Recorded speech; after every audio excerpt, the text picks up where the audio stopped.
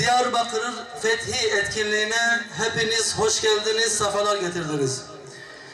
Miladi 27 Mayıs 639 yılında aralarında 1000 kadar sahabenin bulunduğu 8000 kişilik İslam ordusunun Diyarbakır'a ayak bastığı gündür, Fethi günü. Bizans'ın zulüm kırbacı altında inim inim inleyen Diyarbakır ahalisinin rahata kavuştuğu, gün yüzü gördüğü gündür Diyarbakır'ın fethi. Coğrafyamızın karanlık zihniyetlerden kurtulup İslam'ın nuruyla aydınlandığı gündür Diyarbakır'ın fetih günü. Şimdi Kur'an-ı Kerim tilavetçi için Hafız Ömer Akgül hocamızı davet ediyorum. Euzubillahimineşşeytanirracim.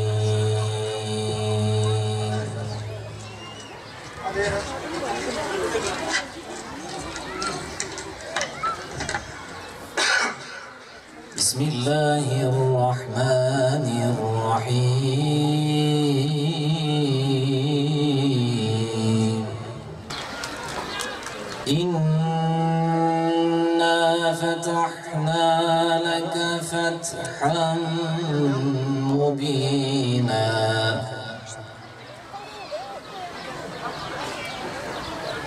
يغفر لك الله ما تقدم من ذنبك وما تأخر ويتم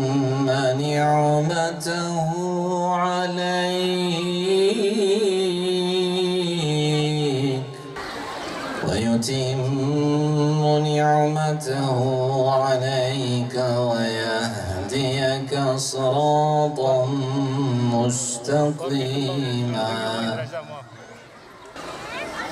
ومن أوفى بما عاهد عليه الله فسيؤتيه أجرا عظيما صدق الله العظيم. الفاتحة.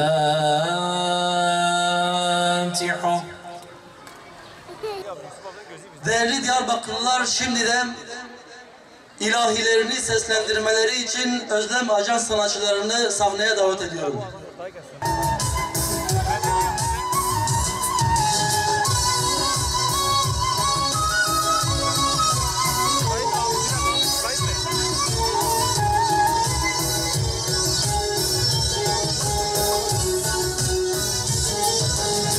هزار نفريبهم حزارة سحابيهم أشخاص خنبليهم وبارد انظرامت وبارد انظرامت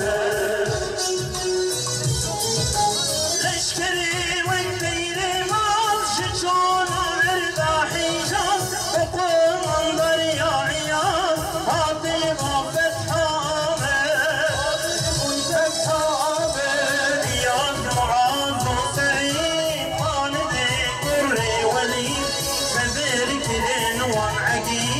برسول دريا عامس عيال معاذ وسرين خالد كري ولي سبر كرن ومعقيد برسول دريا عامس برسول دريا عامس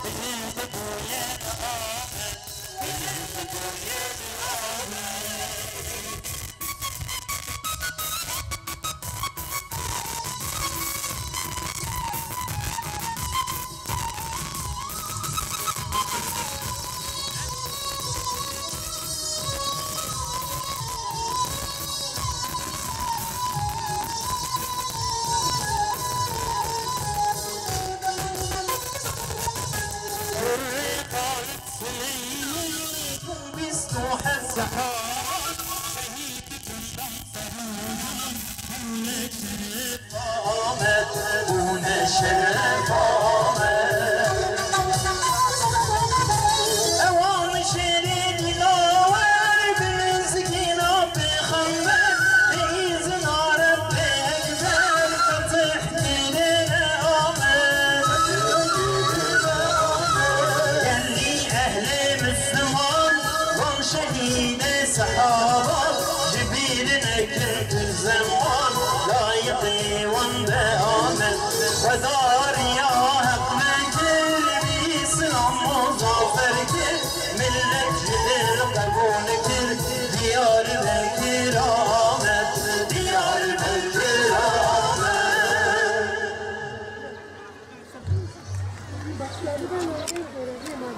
Ya hadi Ramazan abi bak.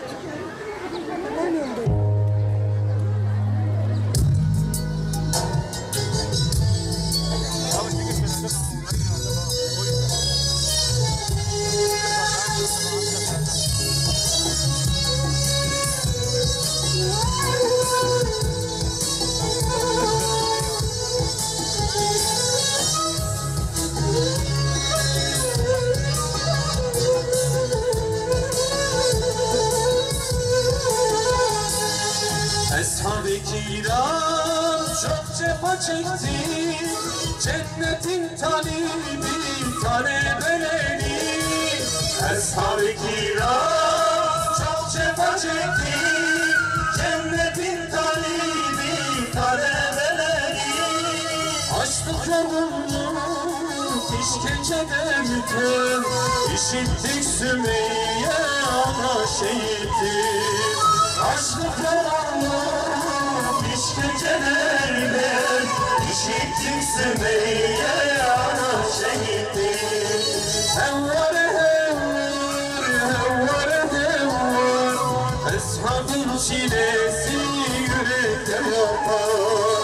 Hevvare hevvar, hevvare hevvar, Mekke çöllerinde bilmezler yapar.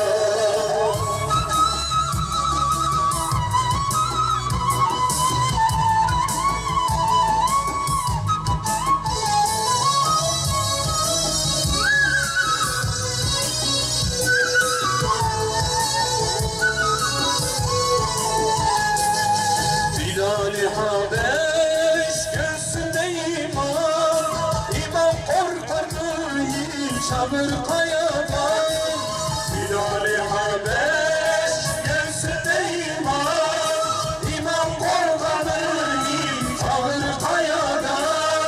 Kırbaçla kalkıp inerken tene, ahad ahad zikri bitmiş Bilal'e. Kırbaçla kalkıp inerken tene, ahad ahad zikri bitmiş Bilal'e. Hevvare hevvar, hevvare hevvar, Eshabın çilesi yürekte yakar. Hevvare hevvar, hevvare hevvar, Mekke çöllerinde bilmez feryatlar.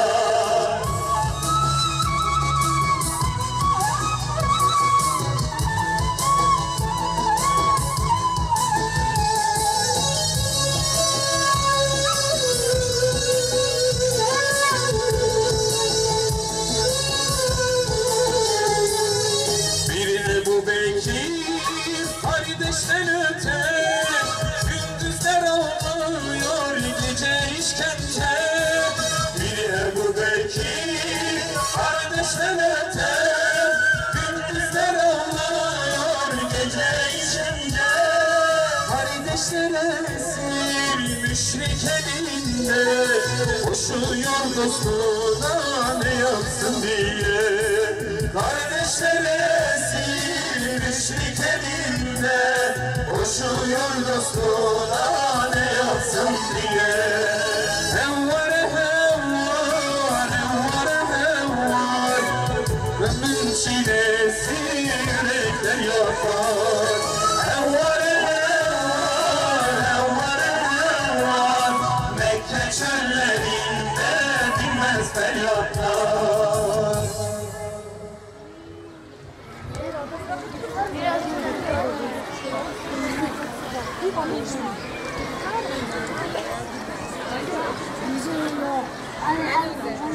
از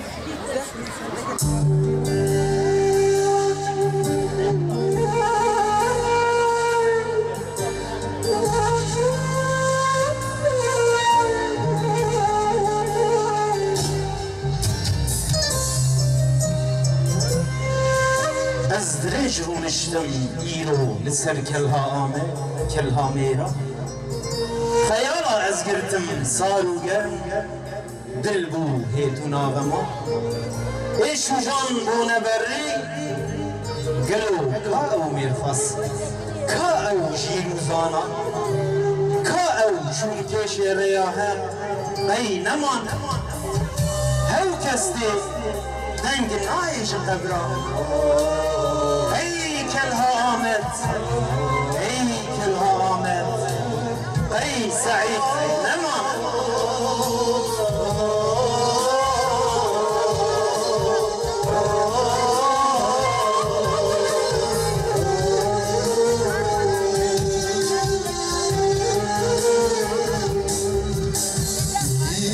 بسدر جروني لسر كلها ملي توي مرفاسي حسري عيد الهدونا غما او خيار صار كتنا تلي تاريخي شورك شدري يا حد توي دنجي ما تبرع شورك شدري توي دنجي ما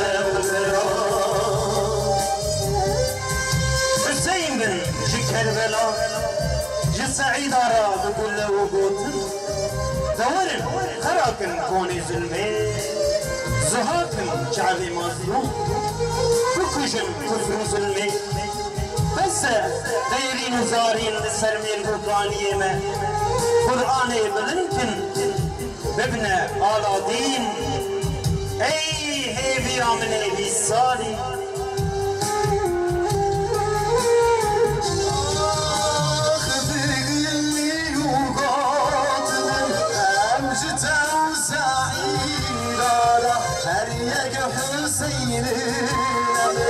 كربلاء ببهرنا بدرد تندر ووالد الملك وكر مزيني دي بجبور يدين تيلي الصلاة مزيني دي بجبور يدين تيلي الصلاة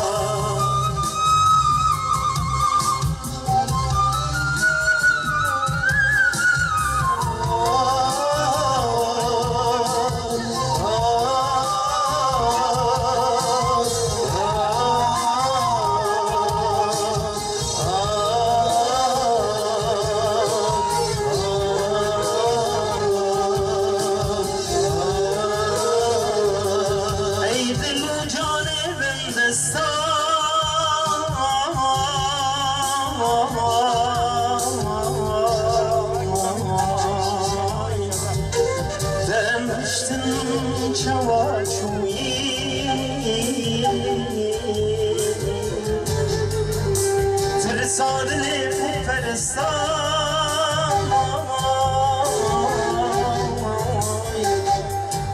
ومشتن شماجوي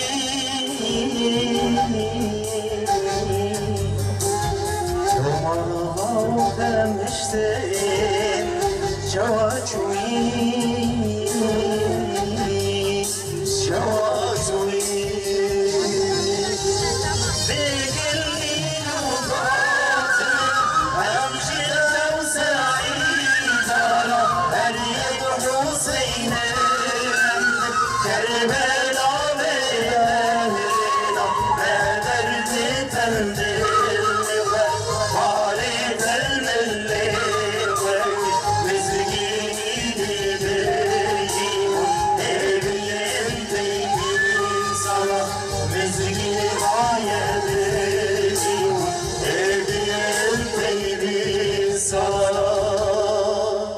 Fetih temel gayesinde şu ayet-i kerime yatar.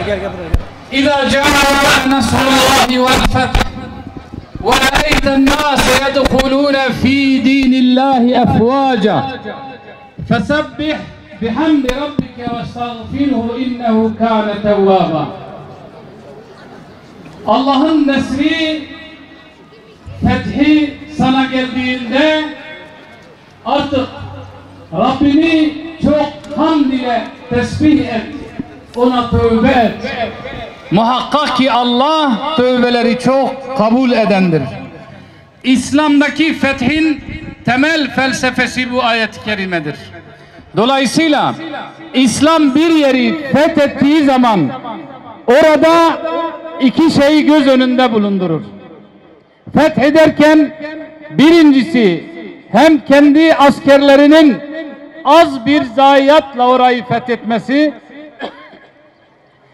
hem de fethedeceği beldedeki gerek askeri ve gerekse sivil kayıpların en asgari düzeyde olmasına dikkat eder. Sadece kendi askerlerinin değil, bilakis sivillerin ve düşman askerlerinin dahi az bir kayıp vermesinin plan ve programını, hesabını yapar. Bunu nereden anlıyoruz? Bakınız, Peygamber Efendimiz Aleyhisselatü Vesselam 10 yıl süren Medine hayatında yaklaşık 17 gaza 55 seriye meydana gelmiş. Dolayısıyla 80 küsür savaş, irili ufaklı savaş meydana gelmiş. Bu 40 günde bir savaş demektir değerli kardeşlerim. Efendimiz Aleyhisselatü Vesselam ve onun kutlu sahabeleri Medine'de 40 günde bir savaşa çıkıyorlardı. Bu 10 yıl süren 80 küsür savaşta ölen, şehit olan Müslümanların sayısı 316 ile 330 arasında değişiyor. Düşman askerlerinden ya da düşmandan ölenlerin sayısı 1200. Bunun 600'ünü Müslümanlara Medine'de ihanet eden, Müslümanları arkadan vurmaya çalışan Beni Kureyza Yahudilerini çıkarırsak geriye 600 tane kalıyor. Bakın, 10 yıllık bir savaş süreci olacak. 40 günde bir savaş meydana gelecek ama ölen insanların sayısı 1200 olacak. İslam'ın insan hayatına ve şehirlerin imarına verdiği değer ve kıymet açısından çok önemli bir belgedir bu bizim için. Bir ikincisi, İslam bir beldeyi fethettiği zaman o beldede maddi ve manevi kalkınmayı esas alır. Tahribatı değil, maddi ve manevi kalkınmayı İslam esas alır. Bundan dolayıdır ki Dimaşk bölgesi, Şam bölgesi fethedildikten sonra fethedilmeden önceki halinden çok daha imar, çok daha mamur, çok daha zengin idi. Manevi kalkınma olarak da öyle. Kudüs fethedildikten sonra önceki halinden çok daha iyiydi. İstanbul fethedildikten sonra önceki halinden çok daha iyiydi ki önceki hali birkaç surun içerisine hapsedilmiş bir şehir iken çok kısa bir zamanda büyük bir metropol haline geliyor. Diyarbakır da aynen öyleydi. Diyarbakır da fethedildikten sonra maddi ve manevi olarak, gerek edebi olarak, gerek tarihi olarak, gerek sanatsal olarak, gerek ticaret olarak zirvelere doğru tırmanıyordu. Peki o zaman işgal nedir? İşgal bir yeri tahrip etmektir. Bir yeri yok etmektir. Tarihinden, kültüründen, dininden, dilinden uzaklaştırmaktır. İşgal katliam demektir. İşgal gözyaşı demektir. Biz bunu Haçlıların tarihinden ve şu içinde yaşadığımız gerek yakın tarihten gerekse kendi gözlerimizle gördüğümüz çağdaş Haçlıların yaptığı katliam ve zulümlerden çok iyi anlıyoruz. Kendilerini bizlere medeni olarak takdim eden, insan hakları savunucuları olarak takdim eden, sözde kadınların ve çocukların haklarını korumaya adanmışlar olarak takdim edenlerin kirli geçmişine, kirli tarihine bir baktığımızda ne kadar aşağılık ve vahşi olduklarını çok rahat bir şekilde görebiliyoruz. Haçlılar işgal ettikleri İslam beldelerinde kadın demeden, çocuk demeden, yaşlı demeden önüne gelen herkesi katletmiş ve öldürmüşlerdir. Bu ne bir abartmadır, ne de komplo teorisidir. Basit bir arama motoruna tıkladığınız zaman bile Haçlıların yaptığı vahşet, katliam, zulüm hemen sayfalar olarak önümüze çıkar. Ayrıca İspanya Müslümanlar tarafından fethedildiğinde karanlık bir çağdaydı.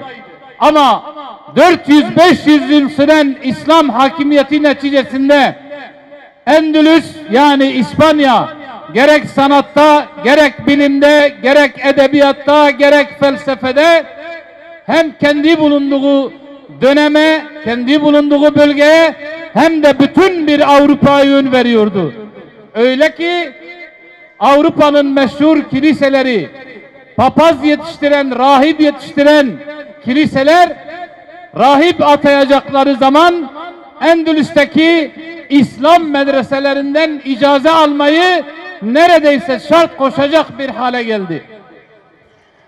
Ama Endülüs tekrar İspanya'nın Haçlıların eline geçtiğinde aradan bir yıl gibi bir zaman geçtikten sonra Müslümanları çarmıha gerip canlı canlı yakıyorlardı dinlerini değiştirmeleri için.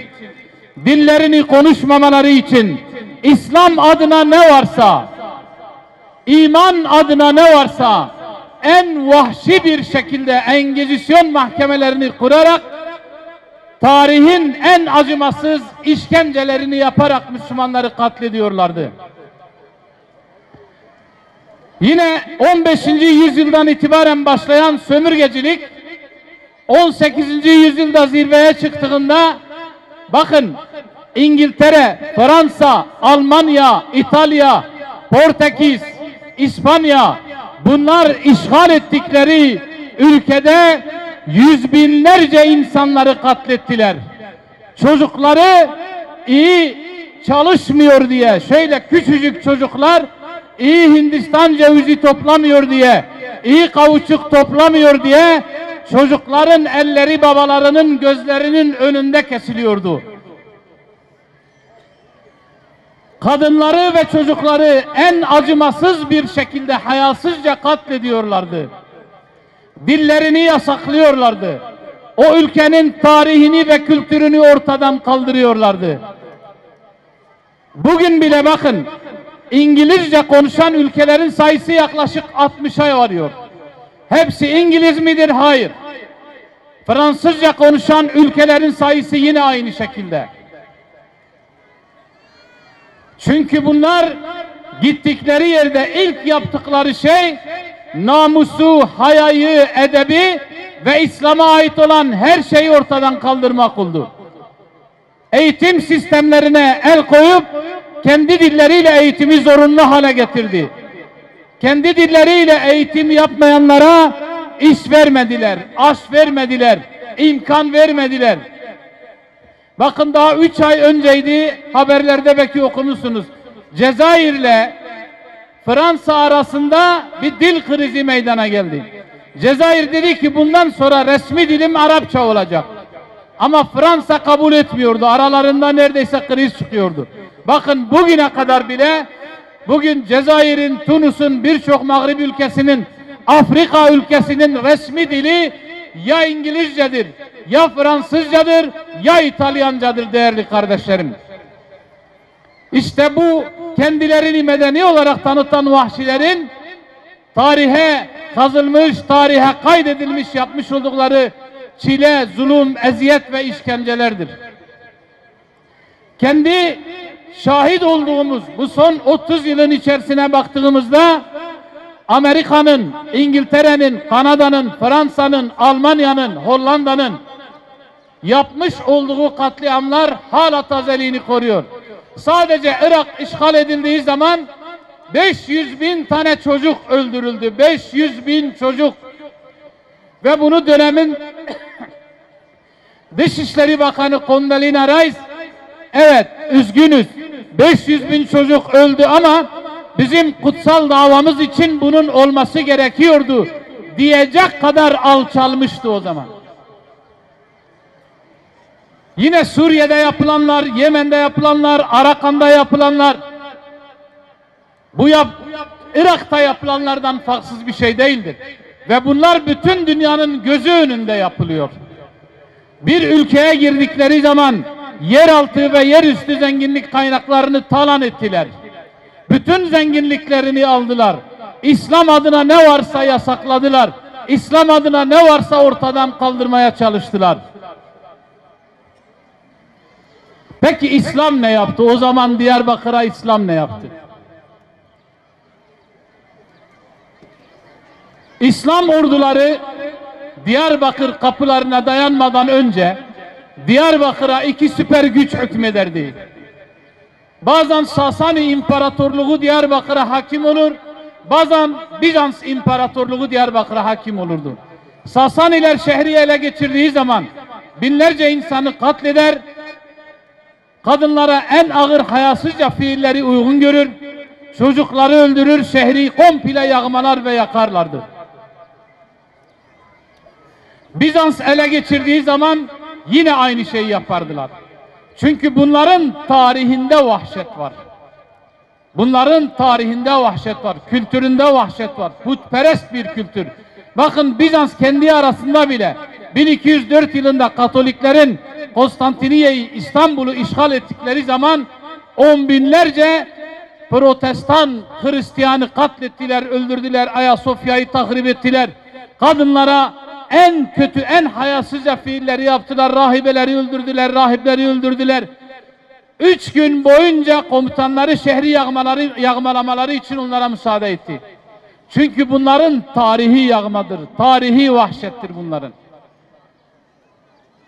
İslam orduları buraya gelmeden önce Kürtler sadece bir etnik gruptu, o kadar. Onun dışında İslam öncesine dair özellikle milattan sonra, milattan önce erili ufaklı devletler olmuş ama milattan sonra Kürtlerin bir devleti olmamış. Kürtler ya Bizans'ın askerleri olmuşlar, ya çocuklarını Bizans'a kurban etmişler zoraki olarak, ya da Sasani İmparatorluğu'na kurban etmişler. Ekonomik olarak, tarihi olarak, kültürel olarak hep geri planda görülmüşler. Ama İslam orduları buraya girdikten sonra Kürt halkı izzet ve şerefle buluştu. Karanlıklardan kurtuldu, aydınlığa çıktı. Etnik kimlikten devlet olma düzeyine geldi ki 4. asırda Kafkasya bölgesinde Şeddadiler adı altında büyük bir devlet kurdular. O tarihten sonra Kürtler, İslam buraya geldikten sonra Kürtler asla yerel yönetimlerini 1800'lü yıllara kadar, tazminata kadar kaybetmediler. Hep kendi kendini yönettiler, kendi kendini idare ettiler. İslam'dan önce Kürt bilim adamı, Kürt edebiyatçısı, Kürt şairleriyle ilgili elimizde ciddi anlamda bir kaynak yok. Ama İslam'dan sonra tarih kitaplarına baktığımızda, edebiyat kitaplarına baktığımızda Şehrezuri'den tutun, Malay Cezeri'den tutun, Fakih Teyra'dan tutun, Ubeydullah el-Kurdi'den tutun, Taceddin Kurdi'den tutun, Abdurrahman el-Kurdi'den tutun, ta ismini sayamayacağımız onlarca, yüzlerce felsefeci, bilim adamı, matematikçi, filozof, hadis, tefsir, fıkıh alanında hala bile eserlerinden istifade ettiğimiz korkunç bir hazine ortadadır. Ama bütün bunlar olurken karşı fetih dedikleri, biz ona karşı işgal diyoruz. Karşı işgalle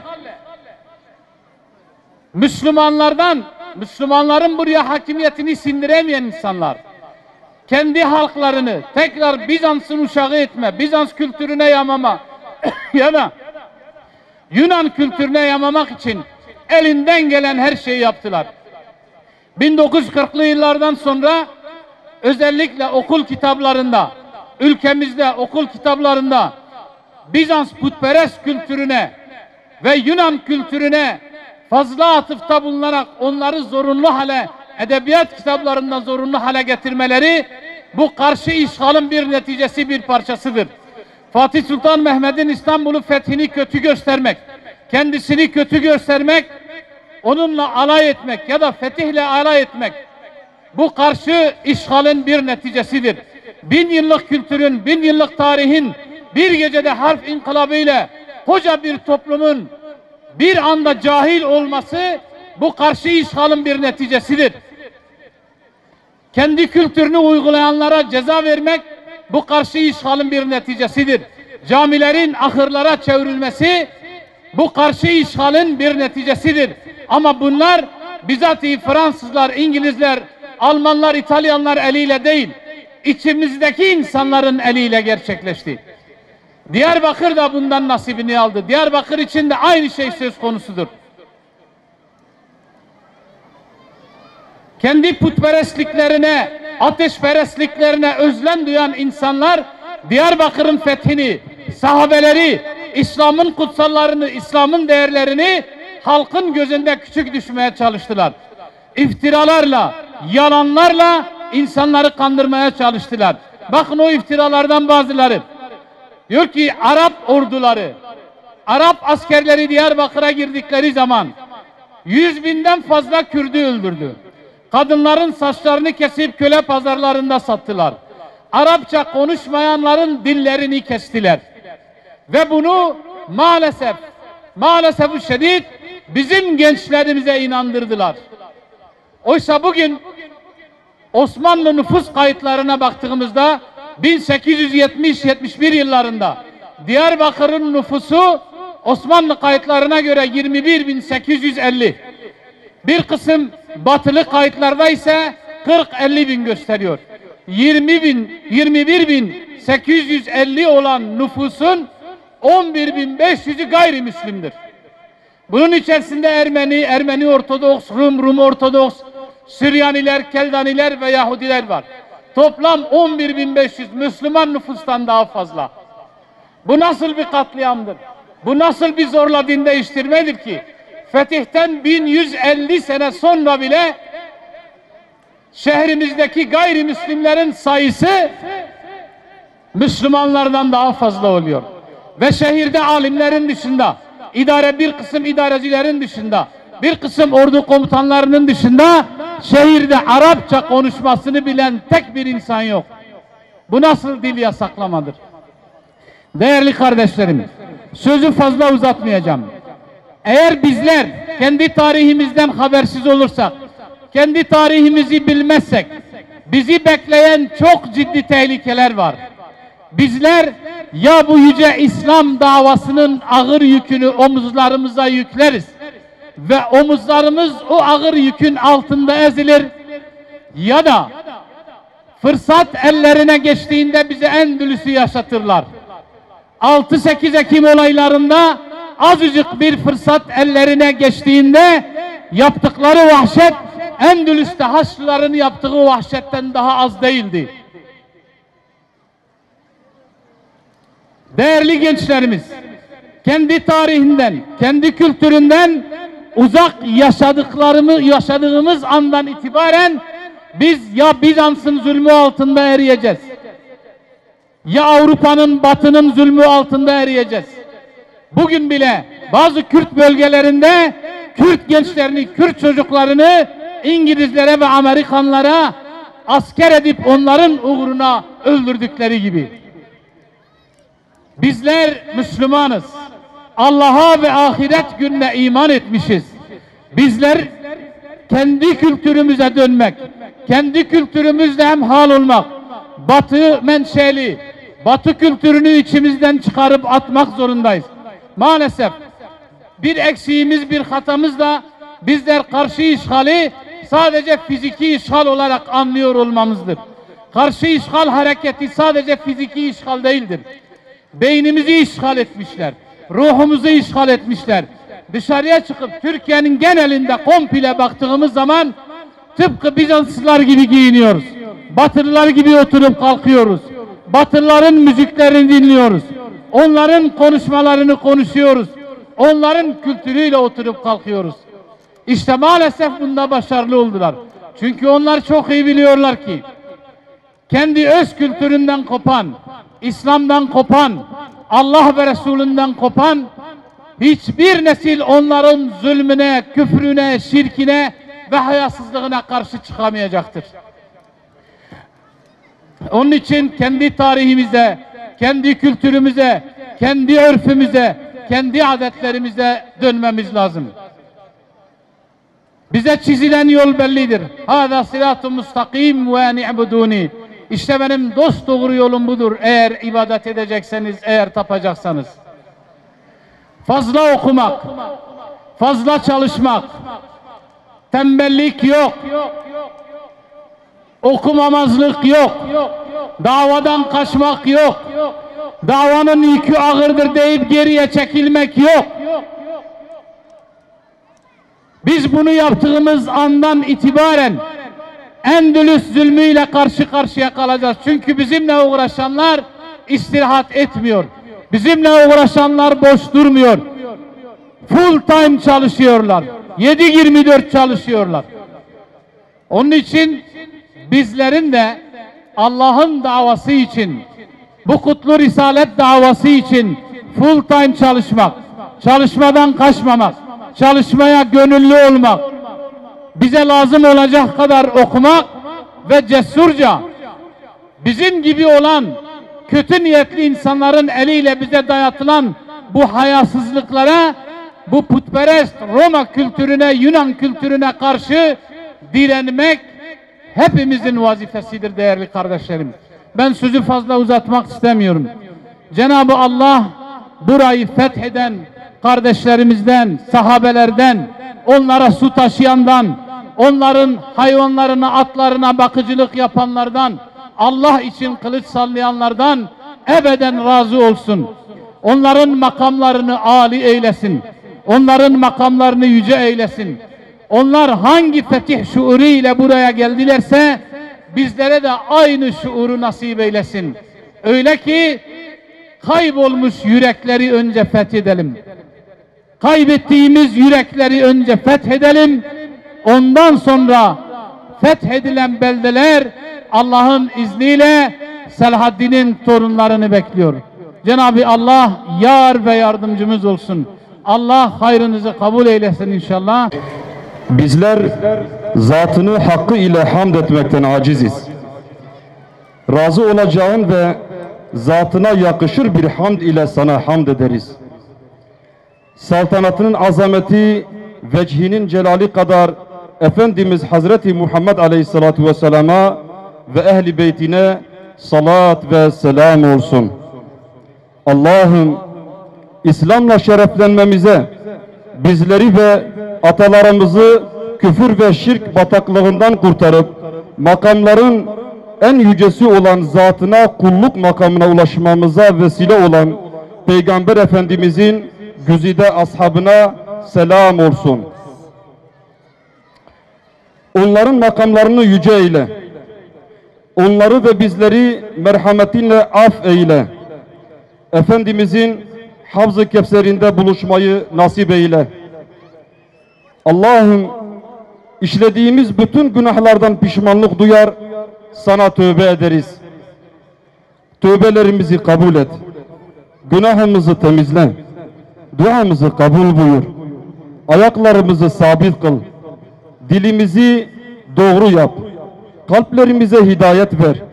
Göğsümüzdeki kin ve hasedi çıkar. Allah'ım sahabe efendilerimizin canı pahasına bizlere devrettikleri bu kutlu davayı ve sancağı canı pahasına korumayı ve gelecek nesillere izzetle devretmeyi bizlere nasip eyle. Bizleri zatına layık bir kul, Efendimiz'e layık bir ümmet ve bu kutlu davaya layık bir er eyle.